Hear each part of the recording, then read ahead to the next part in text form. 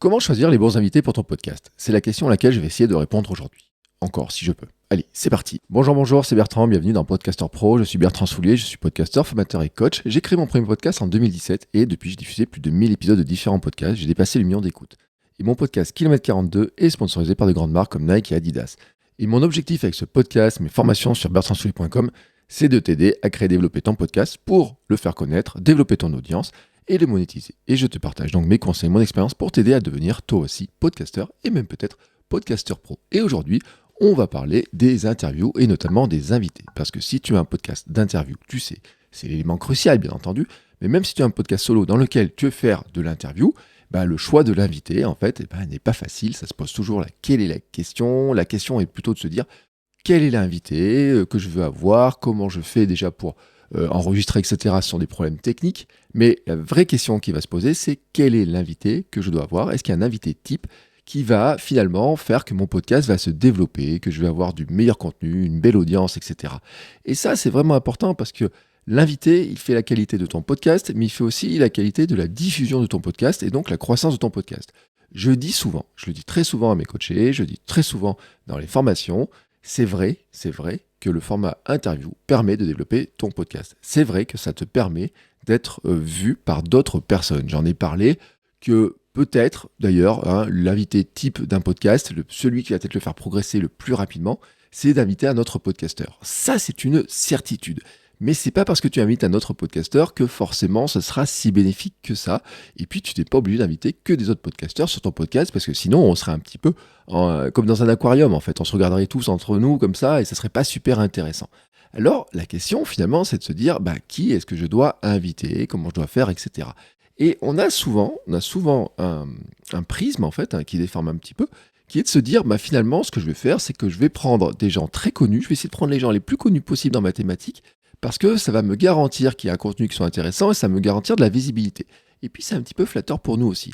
Moi, le constat que je fais, c'est que ce ne sont pas forcément les invités qui avaient la plus grosse visibilité, qui étaient les plus connus, qu'on voyait le plus dans les médias, qui m'ont attiré le plus de nouveaux auditeurs, qui m'ont permis de croître vraiment réellement sur le podcast, et même qui m'ont fait les meilleurs contenus. Oui, même les meilleurs contenus ne viennent pas des invités que tu vois le plus à la télévision. Je dis pas que ça ne peut pas arriver. Non, je dis pas que ça peut pas arriver. Mais en fait, on se dit donc invité connu égale plus d'écoute et d'audience. Moi, je l'ai vérifié sur mes podcasts. Oui, sur certains de mes podcasts, un invité connu est peut-être en tête. Peut-être en tête. Je dis bien peut-être. Il y a sur Kilomètre 42, par exemple, c'est le cas. Oui, mais le deuxième est beaucoup moins connu. Et ça, je peux te le garantir. Et dans le top 10, en fait, j'ai beaucoup d'invités qui ne sont pas connus. Et j'ai des invités très connus qui sont très très loin du top 10 sur Kilomètre 42.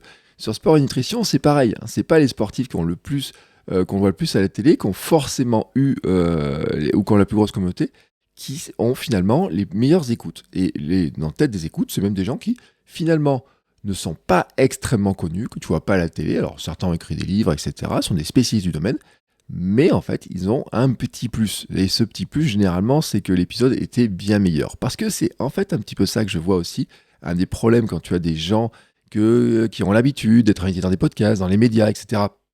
Ils ont tellement l'habitude de parler d'eux, ils ont tellement rodé leur discours que finalement, ton contenu n'est pas très novateur. Les gens qui les connaissent et qui les suivent, finalement, ils apprennent pas grand-chose. Ils apprennent pas grand-chose. Alors, je dis pas qu'il faut pas les inviter.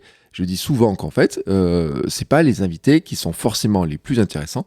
Et en plus, eux, ils n'ont pas forcément besoin de toi pour se faire connaître. Donc, à moins qu'ils disent vraiment un truc qui soit vraiment intéressant dans ton podcast, ils n'ont pas vraiment intérêt à faire connaître ton podcast parce que finalement, ça augmente pas leur notoriété. Et ça, finalement, c'est l'inverse que tu recherches quand toi, tu les invites. Je ne dis pas que ce n'est pas le cas. Je ne dis pas que c'est le cas de tous, franchement. Je ne dis pas qu'il n'y a pas des cas où des invités connus permettent d'avoir plus de visibilité, permettent d'avoir des bons contenus, etc.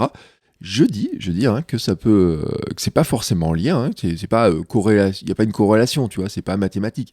Tu dis pas invité connu égale x2, tu vois. Non, si je te le dis pas, je te le dirai pas. Ça ne marche pas comme ça. Ça dépend de certains invités et ça dépend aussi, il faut le dire, de ton talent à leur faire dire un truc différent, de ton approche qui est particulière. Moi, j'ai eu le cas, par exemple, et je sais que c'est un épisode qui a très bien marché, Marie Leleu, qui est très connue dans le domaine du sport, du fitness, qui est très engagée sur Instagram, etc. Il y a des moments où elle dit un truc et elle se dit, mais bah tiens, ça je l'avais pas trop dit, je te le raconte, je te fais une confidence Bertrand, etc. Et à ce moment-là, en fait, elle se rend compte que ce contenu-là, d'une part, il est intéressant parce qu'elle ne l'a pas dit à tant d'endroits que ça, à tel point d'ailleurs qu'à la fin, elle me demande si je peux lui envoyer l'extrait, parce qu'elle-même, elle veut réutiliser mon podcast pour finalement parler sur ses réseaux. Et là, pour moi, c'est vraiment intéressant parce que oui, à ce moment-là, et ben finalement, elle va mettre en jeu son réseau avec ses centaines de milliers d'abonnés pour faire connaître l'épisode avec le contenu qui, en disant, bah ça, je l'avais pas dit, et j'étais en confiance, etc. et tout, merci de m'avoir permis d'en parler, etc. Et moi, en même temps, elle fait connaître mon podcast. Et oui, dans ce cas-là, c'est vraiment intéressant. Mais je te dis pas que ça arrive à tous les coups, et c'est franchement pas garanti. Oui, on peut se dire que ça peut faire un plus si les gens sont très connus, mais c'est pas garanti. Alors comment choisir ses invités? Bon, déjà, un premier rappel, c'est que la première personne qui va écouter ton prochain invité, c'est toi. Déjà, c'est toi, donc il faut que tu aies envie de le recevoir, soyons honnêtes. Hein. Si tu n'as pas envie de lui parler, pas parce que c'est une personne connue que tu as forcément envie de lui parler. Moi, il y a des personnes connues dans mes domaines auxquelles je n'ai pas envie de parler. Je disais même qu'il y a des personnes qui sont parmi les personnes les plus connues, normalement, dans la course, etc., qui sur l'instant, là, comme ça, je me disais, je sais pas trop quelles questions leur poser, en fait. Alors, depuis, j'ai réfléchi. Oui, si tu me les présentes, si tu me permets de les avoir sur le podcast, oui, forcément, j'aurai des questions. Mais je me suis rendu compte, souvent, que à force d'avoir ces personnes-là très connues, etc., bah, j'ai pas tant de questions que ça à leur poser. Il y a une espèce d'écart aussi, une asymétrie, je trouve. On est un peu dans une position en disant, bah tiens, je suis tellement fier d'avoir cet invité, je suis un peu ému, je lui fais savoir, je suis un petit peu côté fan, etc., qu'il y a des questions qu'on n'ose pas poser, qu'on n'est pas tout à fait nous, que moi je me suis rendu compte par exemple qu'avec ces personnes connues, en plus des fois, elles ont moins de temps, elles donnent un créneau, elles se disent, bah oui, mais moi écoute, je t'accorde une demi-heure, ça va bien, hein, comme ça, tu vois, ou tu grattes 35, 40 minutes, tu vois, un truc comme ça, alors que quand tu as l'habitude de faire un épisode qui fait 1h30, 1h15 où tu prends tes aises, finalement, quand la discussion se termine, c'est finalement au moment où pour toi, c'est là où tu rentrais dans le cœur de ta manière de faire. Alors bien sûr, ça dépend de ton podcast. Moi, je te parle de mon cas à moi. Donc déjà, la première personne, il faut que l'invité te plaise à toi, que tu aies envie de discuter. C'est-à-dire que si la personne-là n'était pas connue, qu'elle ne soit pas connue, que tu enlèves tout ce truc-là, que tu la croises, que tu discutes avec elle, eh ben, tu aurais vraiment envie de discuter avec elle. Et ça, c'est un premier critère qui est super important. Ensuite, maintenant, un autre critère qui est important, c'est que la deuxième personne qui va écouter ton prochain invité, bien sûr, c'est ton abonné, l'abonné fidèle, c'est ton fan. Et ça, c'est vraiment important que tu le gardes en tête. Il faut que l'invité lui plaise. Et c'est pas parce que l'invité est connu que forcément il va lui plaire. Il faut que tu connaisses ton audience le maximum et te poser la question de savoir qu'est-ce que cet invité peut lui apporter. Quel est le sujet que vous allez aborder qui va vraiment être lié à ton podcast et qu'est-ce que ça va lui permettre d'apprendre, de comprendre, etc. Comment ça va lui permettre de progresser. Est-ce que ça va la divertir? Est-ce que ça va lui apprendre des nouvelles choses? Est-ce que ça va lui permettre de connaître une personne un peu différemment? C'est à toi de définir aussi finalement l'axe, hein, dans quel axe tu vas le faire, ton intention que tu vas mettre. Mais c'est pas parce que l'invité est connu que forcément, forcément, les gens vont apprécier de l'avoir. Je le répète, hein, c'est une question d'expérience. Moi, je le constate vraiment régulièrement. Mes abonnés ont parfois adoré, et souvent même adoré, des gens qui ne connaissent pas du tout, donc qui ne sont pas du tout connus, parce que justement, ils découvraient quelque chose qui était totalement différent. Et donc ça, faut pas le nier, faut pas l'oublier, c'est une réalité. Maintenant, ensuite, tu vas te dire, bah, finalement, est-ce que je peux espérer que ces fans à lui découvrent son podcast, hein, mon invité, j'ai un invité, est-ce que ces fans à lui vont découvrir mon podcast que moi je gagne des abonnés? Ça, c'est ce qu'on recherche tous. Et c'est pour ça que les formats interview marchent aussi bien. Parce qu'il y a beaucoup de podcasts d'interview qui ont grossi, parce que finalement, qu'est-ce qui fait la qualité souvent en se disant, bah tiens, je vais avoir un invité, comme ça, qui va me partager à sa communauté, ça va me permettre de faire connaître mon podcast. Et c'est vrai qu'il y a beaucoup de podcasts d'interview pour lesquels ça a bien fonctionné. Bon, il y a plein de podcasts d'interview qui sont terriblement chiants et pénibles aussi. Pourquoi? Parce que pour faire un bon épisode, en fait, il faut que tu arrives à avoir un lien fort avec ta thématique, que la personne parle vraiment de la thématique et pas seulement de sa petite expérience, etc., qu'elle aille au fond des choses et que tu arrives à aller au fond de la thématique de la même manière que toi tu le fais quand tu es en solo, quand tu es avec d'autres invités, etc. C'est-à-dire qu'on retrouve un fil qui soit important. Et ça, c'est vraiment un élément que tu dois garder en tête, qui doit vraiment être important. C'est qu'en fait, il faut te dire que d'une part, il faut que ça te plaise à toi, que ça plaise à ton abonné, fidèle, etc. Et que l'un des abonnés, les nouveaux potentiels abonnés qui vont découvrir ton podcast grâce à ton invité, grâce à un partage, grâce au nom, etc., s'ils ne connaissent pas ton podcast, quand ils écoutent l'épisode avec l'invité, ils le trouvent intéressant, ils le trouvent bien, etc., mais qui comprennent aussi que dans les autres épisodes que tu as fait de ton podcast, eh ben, il y a des choses qui vont les intéresser aussi. Donc, il faut que dans l'intro, il faut que dans la présentation, il faut que dans la discussion, etc., tu fasses des liens avec ta thématique habituelle, que tu montres que tu en as déjà parlé, que dans des autres épisodes, tu en as déjà parlé, que c'est une thématique dont tu parles, et que si les personnes aiment bien la thématique dont tu parles avec ton invité, ils vont la retrouver sur d'autres épisodes, et puis dans le futur, etc. Mais qu'ils aient envie de s'abonner à toi, et non pas seulement d'écouter ton invité. Et ça, c'est vraiment un élément qui est important. Maintenant, faut-il forcément avoir des invités connus ? Bon, je vais te le dire très clairement, le débat connu contre inconnu n'a pas besoin d'être tranché. Moi, je dis qu'en fait, il faut des deux. L'équilibre est dans les deux. Moi, quand je regarde mes invités sur Kilomètre 42, j'essaie d'avoir des gens qui soient connus et puis des gens qui soient totalement inconnus. Parce que les inconnus, en fait, ils ont souvent des meilleures histoires. Et ça, c'est vraiment très classique. Il y a plein d'inconnus, il y a plein de gens dans ce monde, dans ce pays, etc., qui ont des belles histoires et dont personne n'entend parler, il leur arrive des choses dans leur quotidien qui ne racontent à pas grand monde à part leur famille. Ils montent des projets, ils montent des courses pour certains, ils ont des projets, ils ont des vies, ils ont des parcours vraiment qui sont atypiques. Et en fait, on les entend pas. On les entend pas, ces personnes-là, elles n'ont jamais la parole. Donc je sais Warhol, les 15 minutes de gloire, etc. Mais si tu peux leur offrir les 15 minutes de gloire, tu verras qu'elles sont tellement heureuses de pouvoir parler de ça, de pouvoir le raconter. Donc elles ont souvent des très belles histoires. Et puis en plus, ces personnes-là, elles ressemblent beaucoup plus à ton audience. C'est-à-dire que les personnes connues, j'ai envie de dire, c'est quoi ? C'est 1% du monde, quoi. C'est 1% du monde. Donc ton audience, finalement, l'auditeur qui écoute tes podcasts, ton fan, etc., en fait, il se reconnaîtra beaucoup plus dans les inconnus qui lui ressemblent, qui ont un petit peu les mêmes parcours, les mêmes histoires, etc.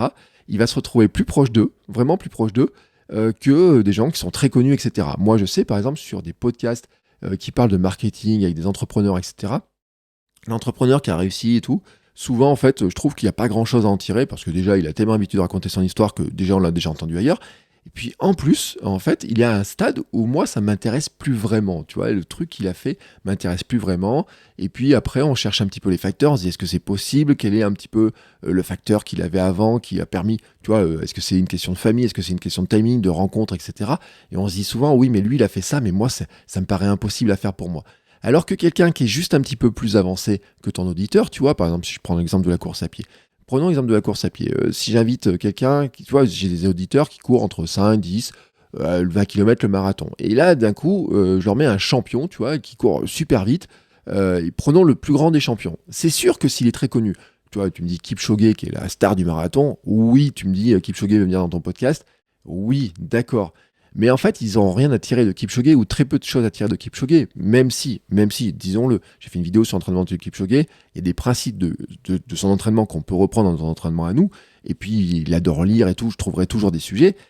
Mais en fait, tu vois, pour arriver à faire comme lui, c'est juste impossible, en fait. C'est-à-dire qu'il y a un truc qui est impossible à faire. Alors que si j'invite quelqu'un, tu vois, qui commence à courir, qui fait 5, 10 et tout, et qui est dans ce parcours-là, et qui vient de courir son premier marathon, et qui raconte comment il a couru son premier marathon, mes auditeurs qui lui ressemblent et qui veulent préparer un marathon, qui sont en train de se poser la question, tu vois, qui osent pas, etc., eux, sincèrement, en fait, ils vont se reconnaître dedans. Et là, ils vont accrocher, tu vois, il va y avoir une proximité, ils vont avoir envie de parler à l'invité, ils vont avoir envie de lui envoyer des messages, lui demander des conseils. Et d'ailleurs, j'ai eu la preuve, encore hier ou avant-hier, mon invité de la semaine de Kilomètre 42, je mets l'épisode en preview, elle reçoit un message, donc avant même la publication, donc en preview, c'est-à-dire que ceux qui sont sur Patreon et dans l'Amsterdam Running Club en payant, je leur ai mis l'épisode en avance, et quand ils ont écouté l'épisode, le premier truc qu'ils ont fait, c'est qu'ils ont envoyé un petit message à l'invité en disant « J'adore ton histoire, c'est génial et tout, merci de l'avoir raconté, etc. » Tu vois, donc là, ça veut dire que la connexion, elle s'est faite. Et ça, c'est vraiment un truc qui est vraiment super important. Et puis ensuite, en fait, souvent, les inconnus, je le te répète, comme ils sont honorés de pouvoir raconter leur histoire, comme ils le font rarement, comme souvent, ça leur fait aussi un tremplin de visibilité, en fait, ils vont partager beaucoup plus facilement. Mais ils sont vraiment beaucoup plus facilement, ils vont partager auprès de leurs proches, de leurs amis, faire des mails, partager sur leurs réseaux sociaux, etc. Ils vont vraiment faire un vrai partage actif, tu vois, ils vont en reparler régulièrement. Moi, j'ai des invités, même d'ailleurs, il se passe un truc, c'est que je mets des repartages automatiques sur Twitter et tout. À chaque fois que je rediffuse leur épisode, ils le rediffusent à leur tour, tu vois, ils retweetent, etc. Parce que, en fait, ça reste un truc pour eux qui n'est pas commun, tu vois, qui n'est pas commun. Peut-être plus tard, un jour, ils seront peut-être connus, etc. Et ça deviendra plus commun pour eux. Mais à l'instant où moi, j'enregistre et je diffuse, en fait, ce n'est pas le cas. Et donc, finalement, pour eux, ça a de l'importance, en fait, ça a de l'importance. Surtout si tu as une belle discussion avec eux, surtout si tu leur as permis, finalement, de raconter leur histoire, de passer leur message, etc. Tu vois, et donc là, ça fait vraiment, en fait, l'alchimie, elle est vraiment là-dedans. Maintenant, les connus, soyons honnêtes, ils ont de l'intérêt. Ils ont vraiment de l'intérêt. Bon, d'une part, c'est qu'en fait, les personnalités qui sont beaucoup plus connues, attire de nouveaux auditeurs, surtout s'il partage. C'est-à-dire qu'il t'attire des auditeurs. Quelqu'un de connu, forcément, normalement, il parle à plus de personnes que quelqu'un qui n'est pas connu et potentiellement à plus de personnes que toi, surtout quand ton podcast démarre, quand tu as un podcast qui est en phase de démarrage, qui est petit, etc., tu cherches à le faire connaître, même si tu as plusieurs milliers d'écoutes, plusieurs même de dizaines de milliers d'écoutes, tu prends quelqu'un qui est connu dans le domaine, en général, il est quand même beaucoup plus visible que toi. Donc, tu vas te dire, il peut m'attirer de nouveaux auditeurs. Oui, ça c'est clair. Donc, s'il partage, si tu arrives à faire quelque chose un peu bien, si dans le référencement des mots, tu vois, et tout, tu arrives à jouer un petit peu avec ça, oui, je le dis, ça peut t'attirer de nouveaux auditeurs. D'ailleurs, c'est pour ça qu'il faut bien hésiter à mettre le nom des invités dans le titre du podcast, le répéter. Il y a une question aussi de position, est-ce que tu le mets au début ou à la fin? Moi, j'ai une règle, hein. Quand l'invité est très connu, je mets toujours son nom au début, justement, pour que les gens qui listent les épisodes de podcast, ils voient le nom des invités, que je sois sûr que dans les recherches, tu vois, dans Google, etc., quand c'est sur mon blog, que le nom de l'invité, il apparaisse en premier pour être sûr d'être bien référencé, d'être bien pris en compte, que Google le voit bien, tu vois, qu'il le voit bien. Quand la personne est moins connue, je parle d'abord du sujet en général, en disant avec telle personne, tel témoignage, etc.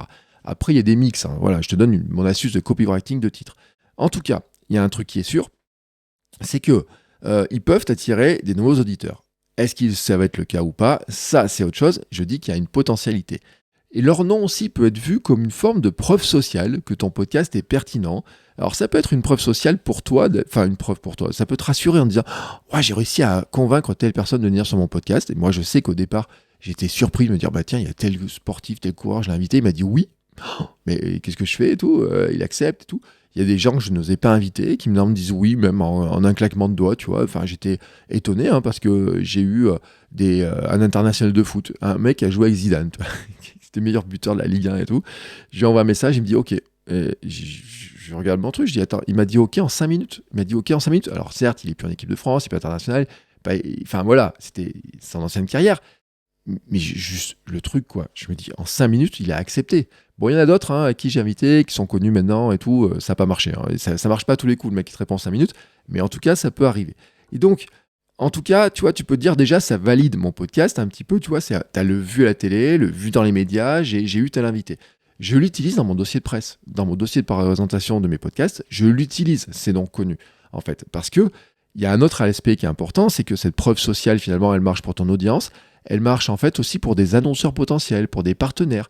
Elle marche pour des nouveaux abonnés, tu vois, qui pourraient arriver et tout. Mais vraiment, pour les sponsors, c'est un truc qui est important. Tu vois, dans un dossier de sponsoring, tu dis, j'ai eu telle personne, telle personne, telle personne. D'un coup, tu vois, ça fait une validation sociale. Tu vois, vraiment une validation sociale. Si tu as dans ton podcast, tu as les stars de la discipline, par exemple, que tu couvres, si tu es dans le sport, les stars du métier, les stars de je sais pas quoi. Si tu, par exemple, tu es dans la cuisine. Je prends souvent l'exemple de la cuisine. Imagine, tu mets un dossier dans lequel j'ai eu tel invité, tel invité, tel invité, et que les gens les connaissent, ils disent ah oui, mais tiens, je le connais, c'est cool que vous ayez eu lui, et donc c'est incroyable, c'est impressionnant que vous ayez eu lui et tout. Dire ouais, puis je vais en avoir d'autres, etc. Là, le sponsor, il dit ah bah j'aimerais bien que moi, en épisode, le sponsor, il apparaisse avec tel nom et tout. Donc tu vois, tu as plus de possibilités en fait d'arriver à placer ton podcast auprès des sponsors, des partenaires, et puis aussi auprès des futurs invités en fait, il faut le dire aussi. C'est-à-dire qu'il y en a toujours un qui doit se mouiller un petit peu dans le lot. C'est toujours des gens qui acceptent en fait les nouvelles opportunités, tu vois, qui voient le truc, qui sont assez ouverts, qui regardent pas trop, qui se moquent un petit peu des stats. Moi, j'ai des invités qui sont assez connus, qui m'ont jamais demandé les stats, de savoir si mon podcast était écouté ou quoi que ce soit. Je sais pas s'ils ont fait une recherche, tu vois, sur Apple Podcast. Bon, peut-être qu'ils ont fait une recherche, peut-être qu'ils ont vu Kilomètre 42, deuxième de la catégorie running, dans le top 10 sport, peut-être, tu vois, qu'ils ont pu le voir. Mais je pense pas qu'ils le fassent tous, en fait, parce que, en fait, ils me l'ont jamais demandé, et la plupart me demandent jamais. En fait, ceux qui me demandent les chiffres, souvent, c'est ceux qui pensent être connus, mais qui ne le sont pas tant que ça.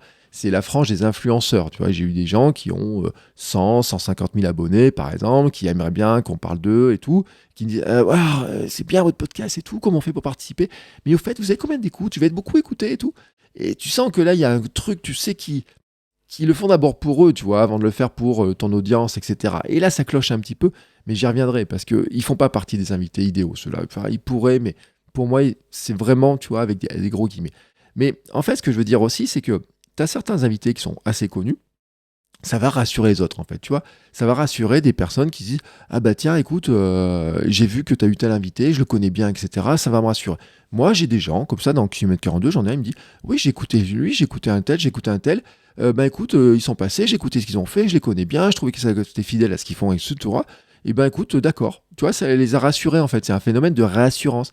Bah oui, t'arrives avec ton podcast, leur idée, ils te connaissent pas en fait, ils savent pas ce que tu vas leur poser comme question, ils savent pas si t'es gentil, si t'es méchant, tu vois, ils savent pas si t'es un faux Giel ou un Hanouna, ou si t'es finalement un gars tout gentil qui va leur poser des questions, tu vois, j'allais dire un Michel Denisot, quoi, tu vois. Tu comprends l'image ou pas? Tu vois, Michel Denisot, il pose jamais des questions dérangeantes, t'es pas chez Fogiel ou Hanouna, tu vois. Alors, ça, ils le savent pas au départ, sauf s'il faut qu'ils écoutent ton podcast, il faut qu'ils écoutent des dizaines d'épisodes de ton podcast pour savoir si t'es Fogiel, Hanouna ou Denisot. Et ça va être compliqué. Alors que là, tu vois, finalement, si quelqu'un est déjà passé, ça se trouve en plus, il peut le connaître, il peut leur demander, tu vas dire, ah oui, tiens, t'es passé là-dessus, j'ai vu ça et tout, et qu'est-ce que t'en penses, ça s'est bien passé. Tu pourras avoir ce truc-là.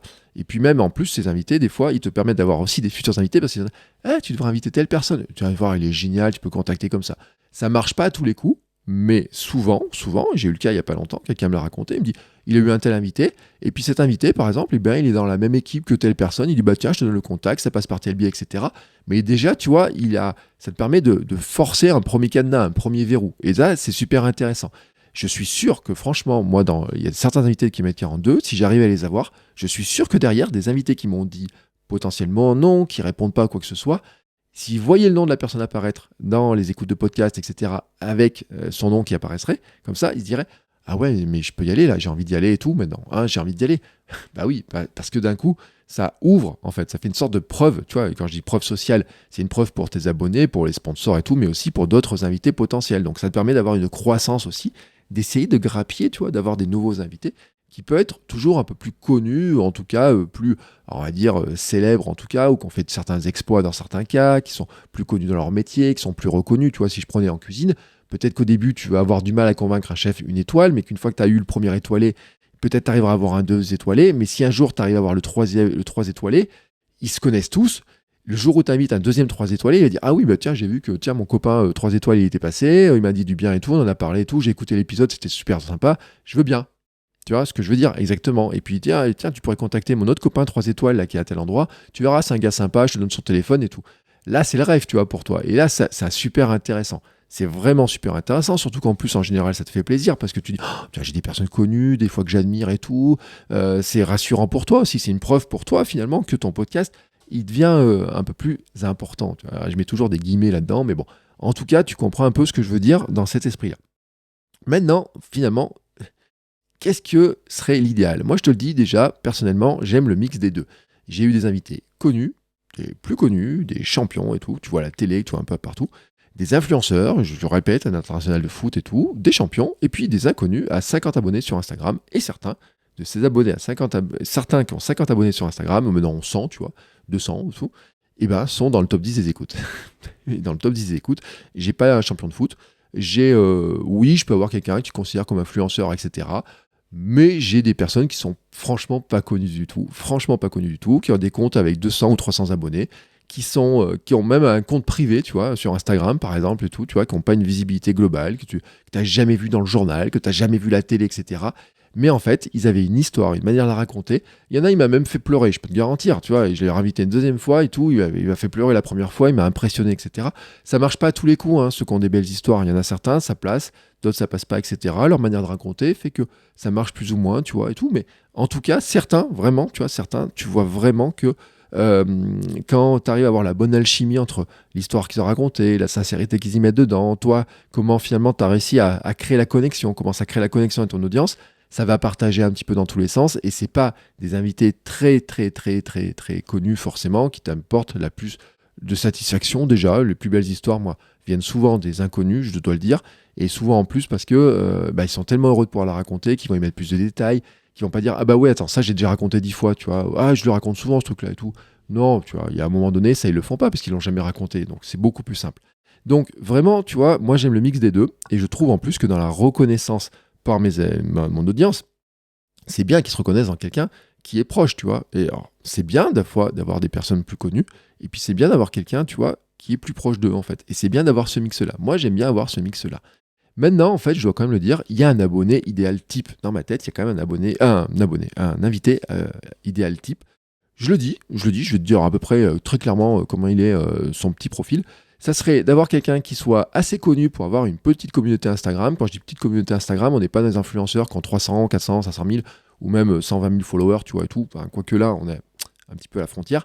Mais tu vois, qui a 5 ou 10 000 followers sur Instagram, ou tu vois, un truc comme ça, moi je trouve qu'on est pas mal, ou sur un blog, ou tu vois, qui a une newsletter, qui a des choses comme ça, qui a un compte LinkedIn sur lequel ça participe, mais qui soit pas forcément, tu vois, qui n'est pas forcément habitué d'avoir trop de...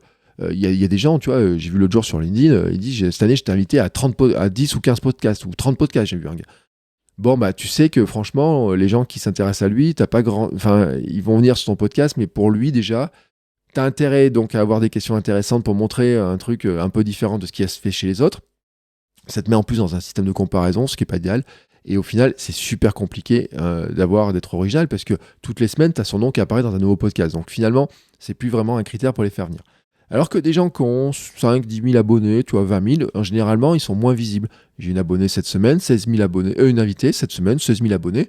Bah franchement, c'était son premier podcast. C'était son premier podcast. Et tout d'un coup, ça devient un événement pour elle, pour son audience, pour les gens qui la connaissent, etc. Pour la première fois, ils entendent sa voix autrement que dans une petite vidéo. Ils l'entendent se raconter son histoire, qu'elle raconte d'habitude en photo et tout. Ils la racontent d'une manière différente.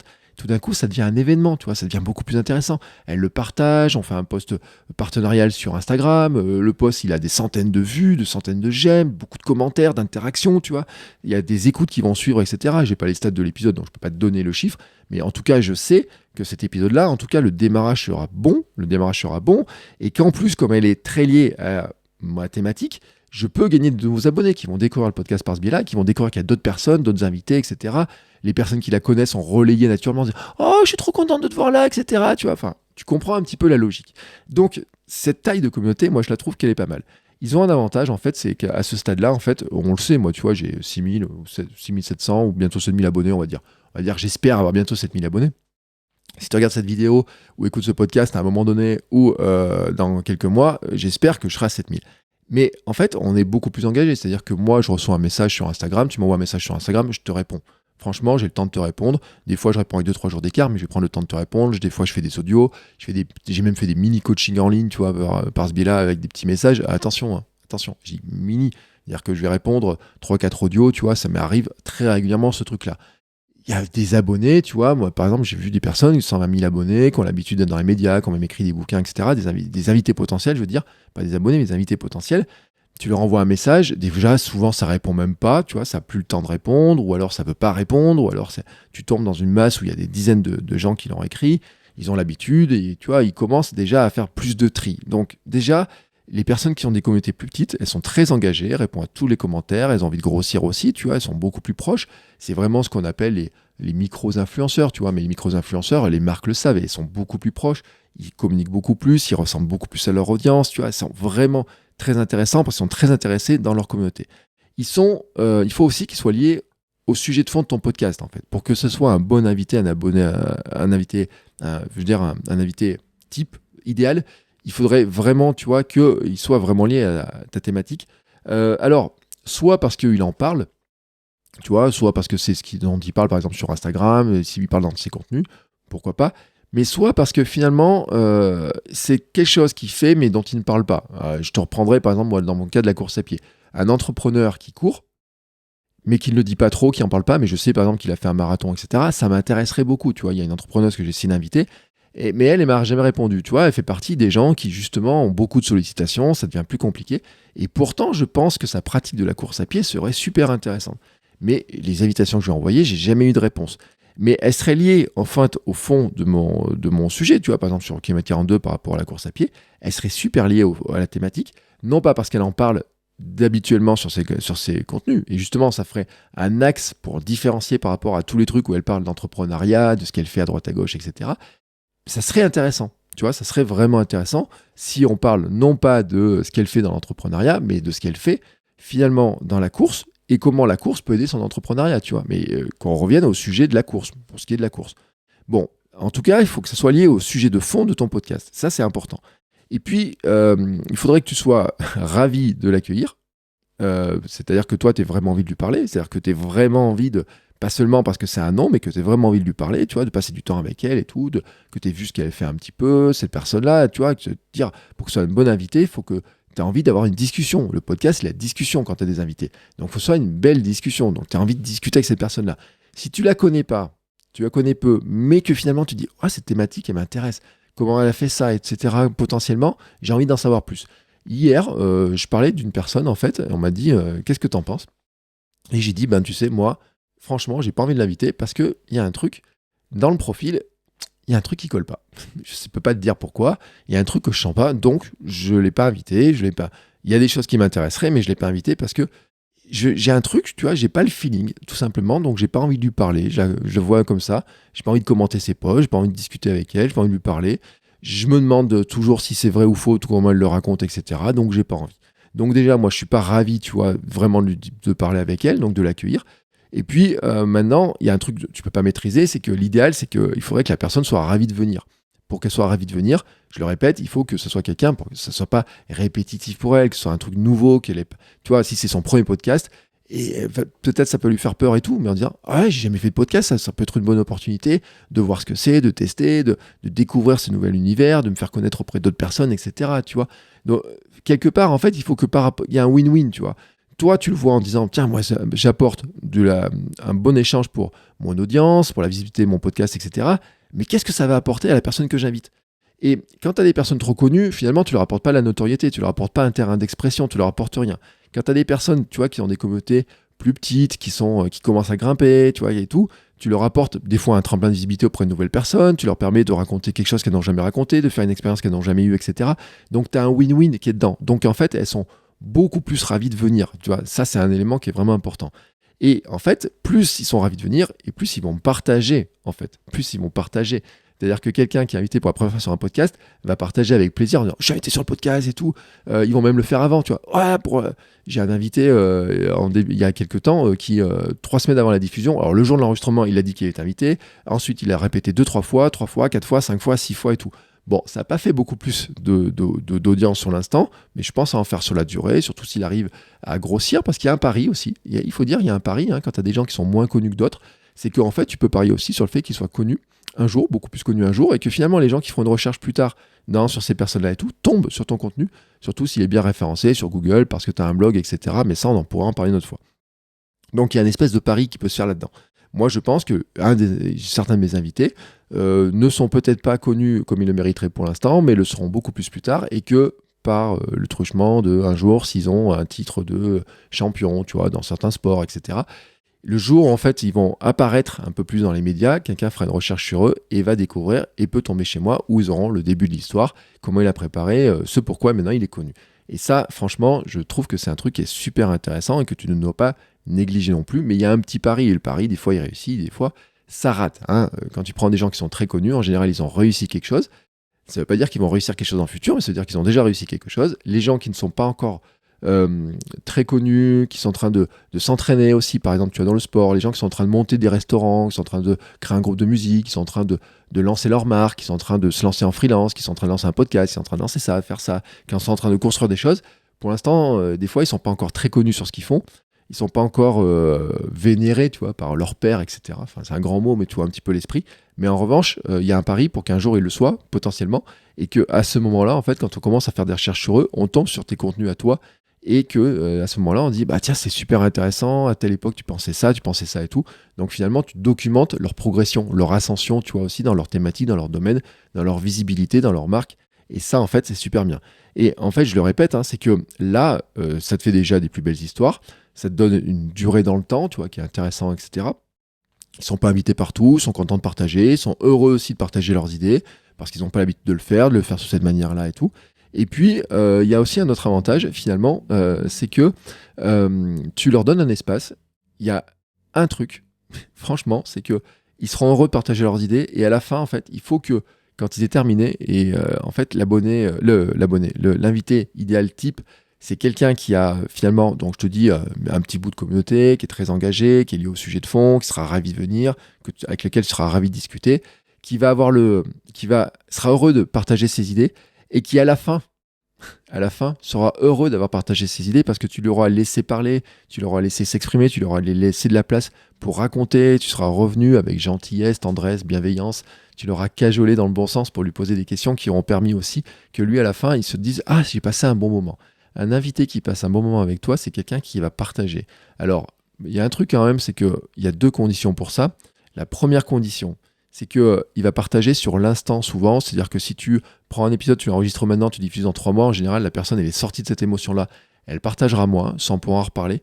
Et un autre sujet dont je te parlerai très prochainement, parce qu'il m'a énervé cette semaine, c'est que pour qu'il ait cette sensation-là, et pour que finalement ça soit vraiment bénéfique pour toi que d'avoir un invité, il y a une condition qui est vraiment importante, c'est qu'il ait quelque chose à raconter, mais surtout que tu lui laisses raconter, que tu lui laisses le raconter. C'est-à-dire que dans ta manière, toi, d'animer, de discuter, la discussion, c'est avant tout de l'écoute. Oui, tu poses des questions, oui, tu peux mettre de l'information, mais franchement, j'ai écouté cette semaine un podcast où je pense que le podcasteur parle plus que son invité. J'étais venu écouter son invité, et évidemment, j'ai écouté le podcasteur. Et à un moment donné, tu vois, j'ai pas envie de m'abonner au podcast parce que je me dis, si c'est tous les podcasts comme ça m'intéresse pas parce que moi, ce qui m'intéressait, c'est ce que l'invité avait à dire sur la thématique qui m'intéressait et pas ce que le podcasteur avait à dire à la place de l'invité sur la thématique qui m'intéressait.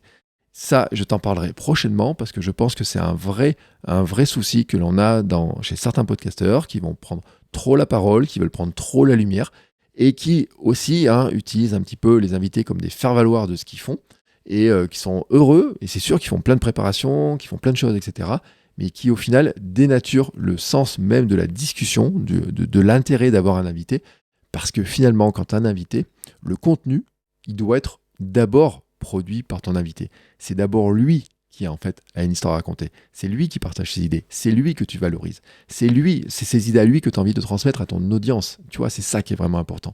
Et donc, toi, quand tu as un invité, j'ai envie de dire, t'es pas un passe-plat, t'es un complice, tu vois, main dans la main, un complice. Il faut qu'en fait, tout le monde, ça soit bénéfique pour tout le monde.